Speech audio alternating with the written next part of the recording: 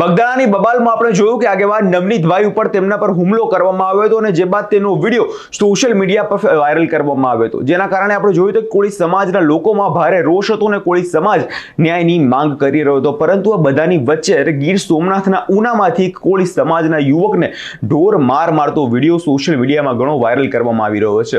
જો ઘટનાની વાત કરવામાં આવે તો ઘટનામાં એક સામાન્ય બોલાચાલી થઈ હતી, જે બાદ યુવકને જાહેર રસ્તા પર ઢોર માર મારવામાં આવ્યો છે। પહેલા તો તે વિડીયો પર નજર કરીએ, તે બાદ તે ફરિયાદી છે જે તેમનું શું કહેવું છે તે સાંભળી લઈએ। મારું નામ રણજીતભાઈ પુનાભાઈ બાંભણિયા। રણજીતભાઈ, તમારી સાથે ગઈ રાત્રે કઈક ઘટના બની છે, શું છે સમગ્ર ઘટના, શું મામલો છે? એ 80 ફૂટના રોડે છે ને, એ લોકો કાયમી 10-10 15-15 જણા ટોળું ઓળીને કાયમી સિગરેટ ને દારૂ ને બધું પીતા હોય। હું નથી નીકળ્યો તો મેં કીધું ભાઈ તમે અહીંયા બેઠો માં વયા જાવ ભાઈ છે। તો એ બધી અવારનવાર મેં 2-3 વાર એ લોકોને કીધેલું હતું। તો એ લોકો ડાયરેક્ટ સમીર ગેસ એજન્સી પાસે હું પહોંચ્યો મારી ગાડી લઈને, ઇનોવા લઈને।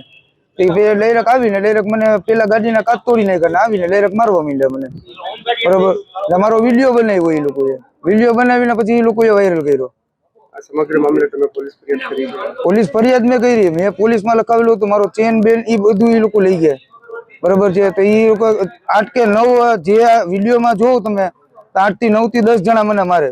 વિડીયો ઓલા એફઆઈઆર માં એ લોકોએ 3 જણાના જ નામ લખેલા, 3 થી 4 જણા। તમારી માંગણી શું છે રણજીત? મને પૂરેપૂરો આમાં ન્યાય જ મળવો જોઈએ।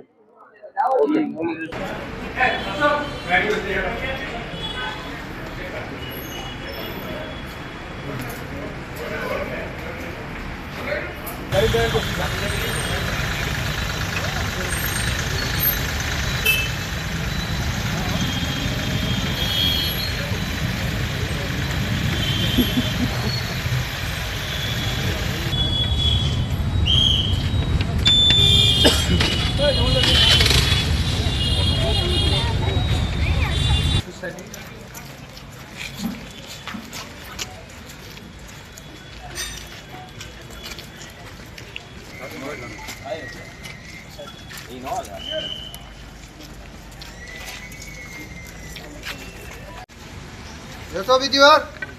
હે જે તકલીફ હોય ને પોલીસ સ્ટેશન આવી જાય, હો સોલ્વ ન થાય તો મને કહેજો, બાકી કાયદો હાથમાં નથી લેવાનો કોઈ એટલે કોઈ મારે રમો મારે સામે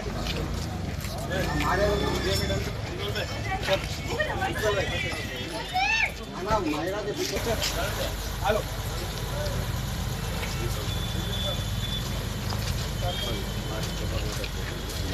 એક ફોટો મારી આટલું પાડી લો।